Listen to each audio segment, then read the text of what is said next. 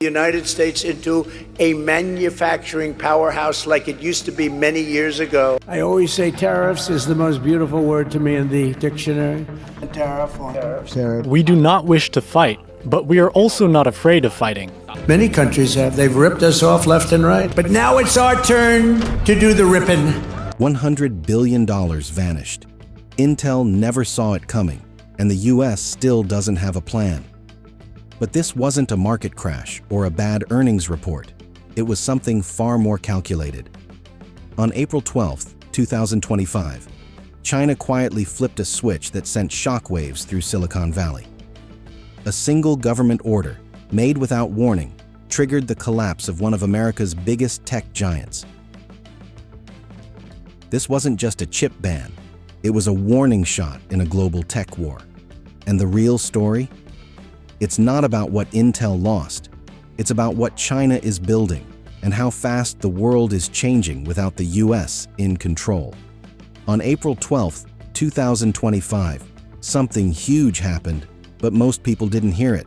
There were no press conferences, no breaking news alerts, just a quiet policy update from China's Ministry of Industry and Information Technology.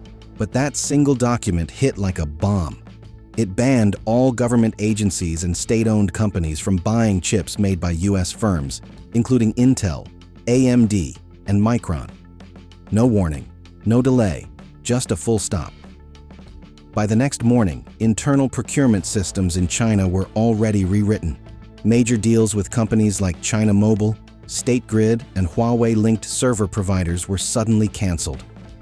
This wasn't just a ban, it was a message. And Intel, the biggest name in U.S. chipmaking, was the first to feel it. Within 48 hours, its stock value fell by more than 18%, wiping out over $100 billion in market cap, according to Bloomberg. But this wasn't just about money. It was about power. China didn't just unplug Intel.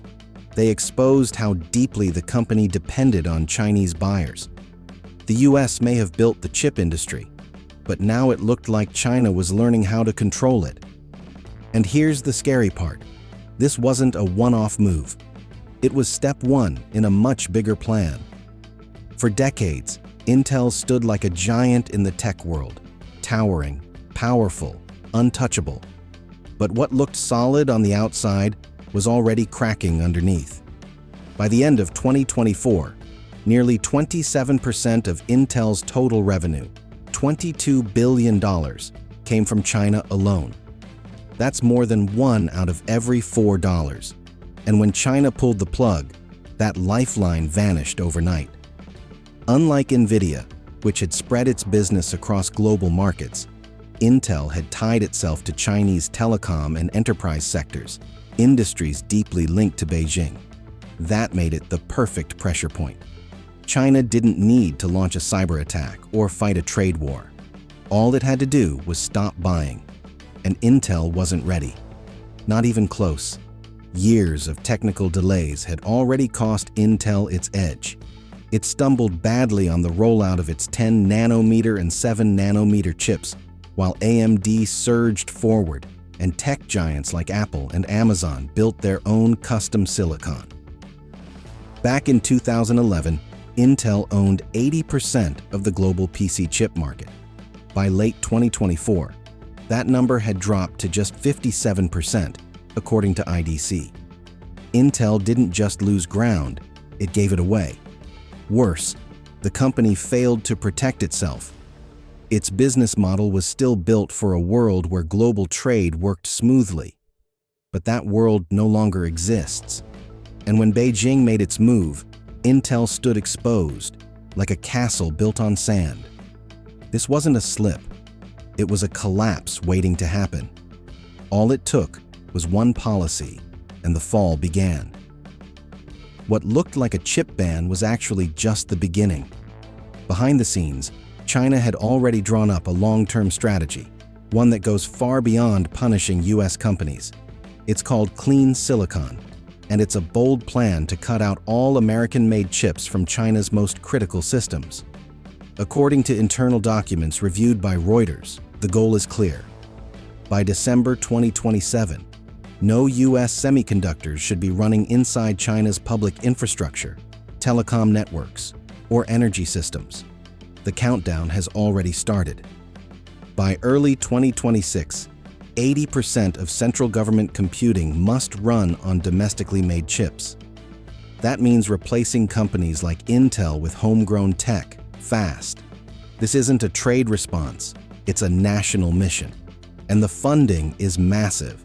China is now pumping over $58 billion a year into its domestic chip sector, backing firms like Huawei, SMIC, and Lungsan. The reason? Control. China doesn't want to depend on foreign tech that can be cut off at any moment.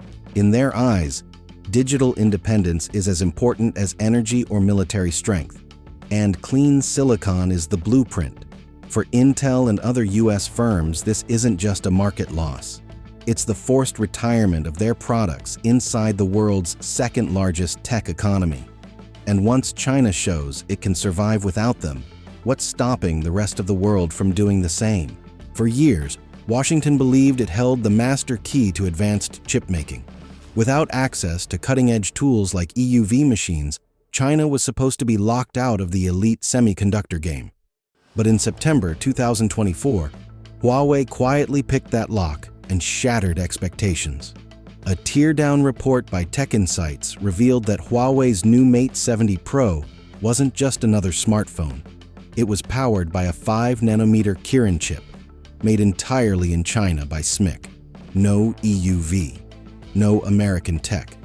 Just older DUV machines pushed to their limit with a complicated technique called multi-patterning, once dismissed as too slow and inefficient for chips this advanced. But Huawei didn't care what experts thought. They made it work. And then they made it sell. In just 6 months, over 45 million Mate 70s were shipped across China, according to Canalys. That wasn't just a product launch. It was a public declaration. SMIC's revenue surged by 47%, while Intel's data center sales fell 22%, as confirmed in each company's Q1 2025 earnings. This wasn't a small step forward. It was China leaping over what the US thought was a brick wall. Huawei didn't just dodge the rules, they rewrote them. And if they can build world-class chips in phones without help, how long before they do it in AI, servers, and everything else the West still thinks it controls? China's ban didn't just hit Intel, it sent a shockwave through the entire tech market.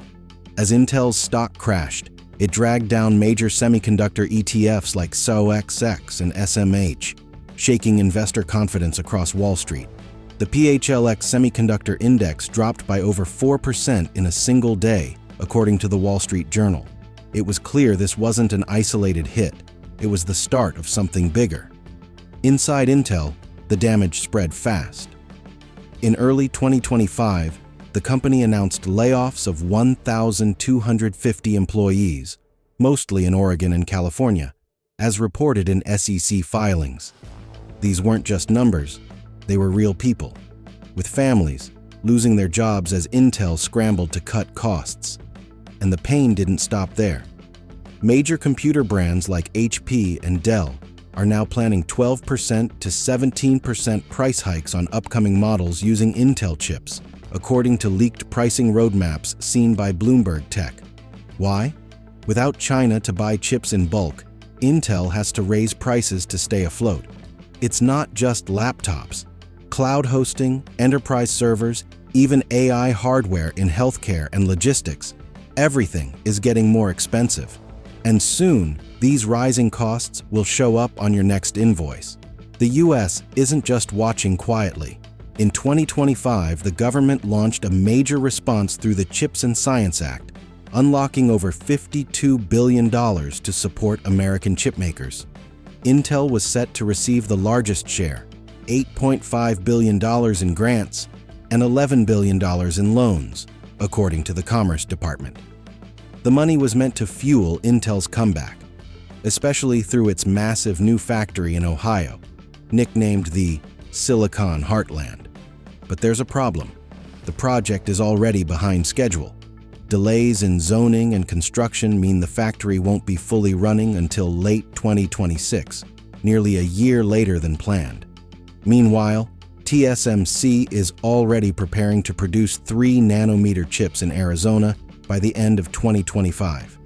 Intel has the money, but not the speed. And in this race, speed is everything. If you think this is only about Intel, think again. What China is doing goes far beyond one company or even one industry. It's building a whole new tech world, one that doesn't need the US at all. Analysts now say China's next move could be a full ban on exports of rare earth metals, gallium, and even AI training chips, materials that are critical for making advanced technology worldwide. This isn't just a chip war. It's a plan to redesign the global tech supply chain from the ground up. China isn't trying to catch up, it's trying to separate completely. According to Nina Xiang from China Money Network, Beijing's real goal is to create a tech system that works without American tools, patents, or influence. Intel may be the first big name to fall, but it won't be the last. Intel's $100 billion wipeout is just the first alarm bell. What we're watching isn't a business loss, it's a shift in global power. China isn't just replacing American chips, it's rewriting the rules of who gets to lead the future. As Beijing builds a self-reliant tech empire, the question is no longer if the US can respond, but whether it's already too late. The world is moving fast, and the stakes have never been higher. If this story opened your eyes, don't scroll away. Like, share, and subscribe for more bold breakdowns on the battles shaping our world.